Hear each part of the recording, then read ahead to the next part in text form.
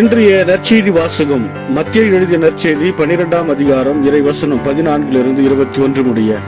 பரிசேயரோ வெளியேறி இயேசுவை எப்படி ஒழிக்கலாம் என அவருக்கு எதிராக சூழ்ச்சி செய்தனர். இயேசு அதை அறிந்து அங்கிருந்து புறப்பட்டு சென்றார். பலர் அவருக்கு பின் சென்றனர். அவர்கள் எல்லாரையும் அவர் குணமாக்கினார். தம்மை குறித்து வெளிப்படையாக பேச வேண்டாம் என அவர்களிடம் அவர் கண்டிப்பாக சொன்னார். இறைவாக்கினராகிய எசாயா உரைத்த பின்வரும் வாக்குகள் இவ்வாறு நிறைவேறின.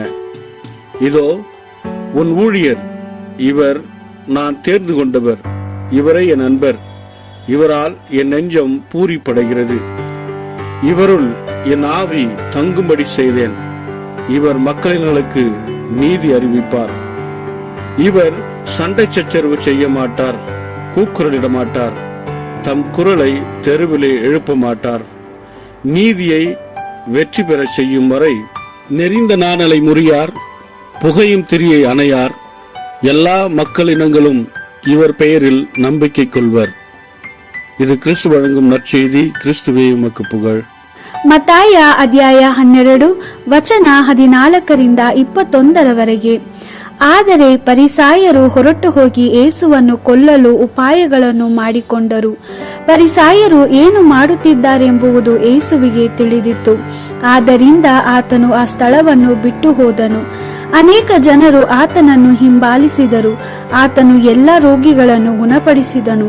ಆದರೆ ತಾನು ಯಾರೆಂಬುದನ್ನು ಬೇರೆ ಜನರಿಗೆ ಹೇಳಬಾರದೆಂದು ಆತನು ಜನರನ್ನು ಎಚ್ಚರಿಸಿದನು. ಪ್ರವಾದಿಯಾದ ಯೆಶಾಯನು ಹೇಳಿದ್ದನ್ನು ನೆರವೇರಿಸುವುದಕ್ಕಾಗಿ ಯೇಸು ಇವುಗಳನ್ನು ಮಾಡಿದನು.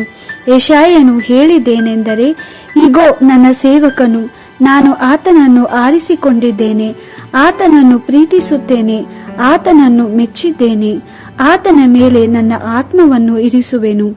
ಆತನು ಜನಾಂಗಗಳಿಗೆ ನ್ಯಾಯವಾದ ತೀರ್ಪು ಮಾಡುವನು. ಆತನು ಜಗಳ ಮಾಡುವುದಿಲ್ಲ, ಕೂಗಾಡುವುದಿಲ್ಲ, ಬೀದಿಗಳಲ್ಲಿ ಆತನ ಶಬ್ದ ಕೇಳಿಸುವುದಿಲ್ಲ.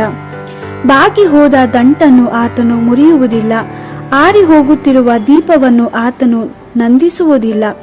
ನ್ಯಾಯವಾದ ತೀರ್ಪು ಜಯಗಳಿಸುವಂತೆ ಆತನು ಮಾಡುವನು. ಎಲ್ಲಾ ಜನರು ಆತನಲ್ಲಿ ಭರವಸೆ ಇಡುವರು. ದೇವರ ವಾಕ್ಯವಿದು. ದೇವರಿಗೆ ಕೃತಜ್ಞತೆ ಸಲ್ಲಲಿ. Gospel according to Matthew chapter 12 verse 14-21. Then the Pharisees left and made plans to kill Jesus. When Jesus heard about the plot against him, he went away from that place, and large crowds followed him.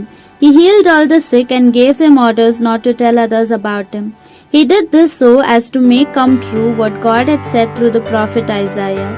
Here is my servant whom I have chosen, the one I love and with whom I am pleased.